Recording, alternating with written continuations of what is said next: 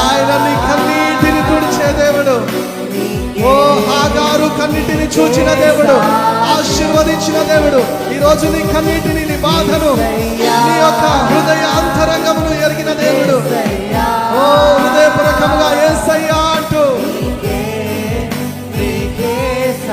ఓ చివరిసారిగా గొప్ప స్వరముతో యేసయ్యా యా యేసయ్యా నీకే సాధ్యము.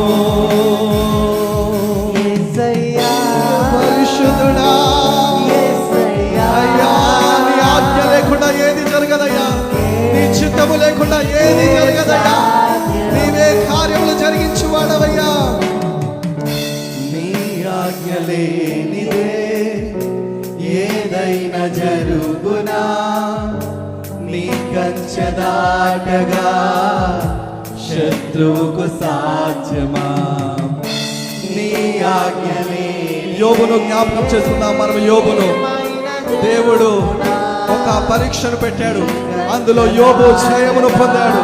ఈ రోజు నీ జీవితంలో ఉన్నటువంటి పరీక్షను, మా దేవా నీవే మా తోడుంటే అంతే చాలును, అపవాది తలచిన కీడులన్నీ మేలై. ఆమేన్ యేసయ్యా. మా దేవా నీవే మా తోడు. ఓ యేసయ్యా నీవు మా తోడుంటే చాలయ్యా. తలచిన కీడులన్నీ మేలైపోవును. ఏమైనా పరిశుద్ధాత్ముడా నువ్వు ఏమైనా చేయగలవయ్యా. అయ్యా యోబు వలె విశ్వాసముతో అయ్యా నీకే మహిమ. ఏమైనా చేయగలవు. మన పరిస్థితులను ఆయనకు అప్పగించుకుందామండి. మన పరిస్థితులను ఆయనకు అప్పగించుకుందాము. ఓ యేసయ్యా, యేసయ్యా,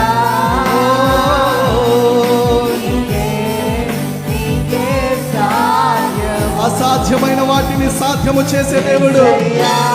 అది నీకు అసాధ్యము, నీ బలముతో కాదు. అవును తండ్రి,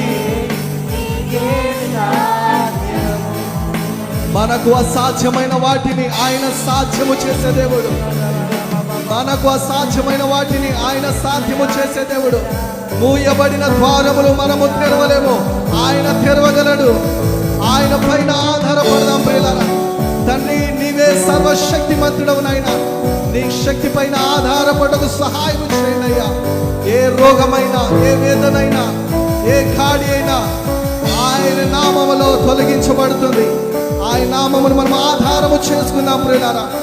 ఆయన మనము ప్రేమిద్దాము, లోకాన్ని కాదు. ఆయన మనం ఆశ్రయము మనము చూసుకుందాము. ఆయన పైన మనం ఆధారపడదాము. ఆయన పైన మన నమ్మకాన్ని మనం ఉంచుకుందాము. ఆయనే మన నమ్మకము. మనం లోకంపై నమ్మకము ఉంచకుండా మన పైన కాకుండా మన దేవుని మనం నమ్ముదాం. ఆయన్ని మనం విశ్వసించుదాం. అనేక చోట్ల మనము చూస్తాం, నమ్మిన ఎడలను కార్యము చూస్తామని దేవుడు అనేక సార్లు మనకు సెలవిస్తున్నాడు. మనం నమ్ముదామండి, ఆయన నమ్ముదాం.